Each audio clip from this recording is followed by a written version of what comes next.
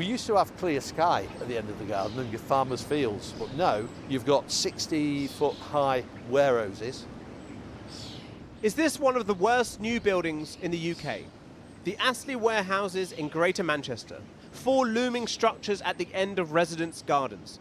They have complained about noise, flooding and a lack of consultation. We feel so wronged against, we really do.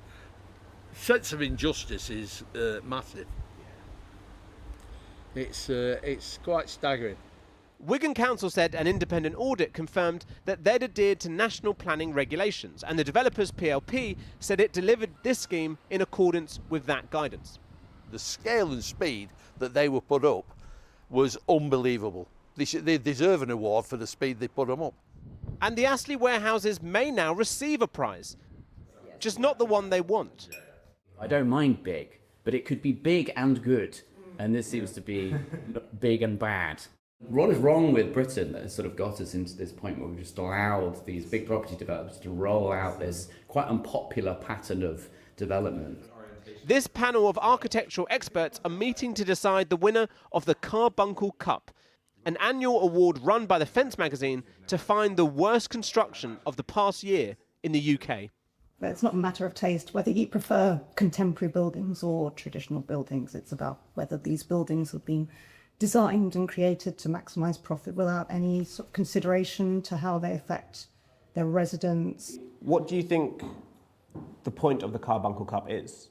Being a negative award, there's no prestige being shared. I mean, we're not enjoying this, despite the laughter.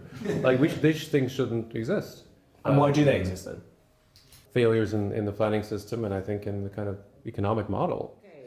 The panel rattles through the nominations, but they focus on 2 clear front-runners, the Astley warehouses and the Filigree in Lewisham, a commercial and housing development that saw residents evacuated last year after a leak caused a power outage. These buildings are like 10 a penny, they're everywhere. I think for me, it's like the language that they use to speak about these blocks is like so particularly egregious. It's so entitled to call this housing. The architects and developers did not comment on the Carbuncle nomination, while the landlords said they were housing affected residents at no extra cost, and that when it reopens, the Filigree will bring meaningful and lasting benefits to Lewisham. The new mayor of the borough has criticised the development. What we as a council expect to see from developers and landlords is good quality, well designed and genuinely affordable housing that's built to last, is sustainable and also speaks to its context. Astley with warehouses in Wigan. The judges hold their vote, but it's evenly split. And so they decide for the first time to award the Carbuncle Cup to 2 winners. We have 2 terrible winners. And what do you hope the winners take from it? Well, I mean, for me, a lot of it is like how we build things in Britain, and we don't have a regulated architecture sector. Anybody can perform the functions of an architect. And what that leads to is a massive decline in construction standards. Just like how sometimes when a film comes out and it gets terrible reviews, decades later, it becomes a cult classic. Is there any chance that something like a Filigree could, down the decades, become beautiful or not? I mean, what do you think, honestly? No.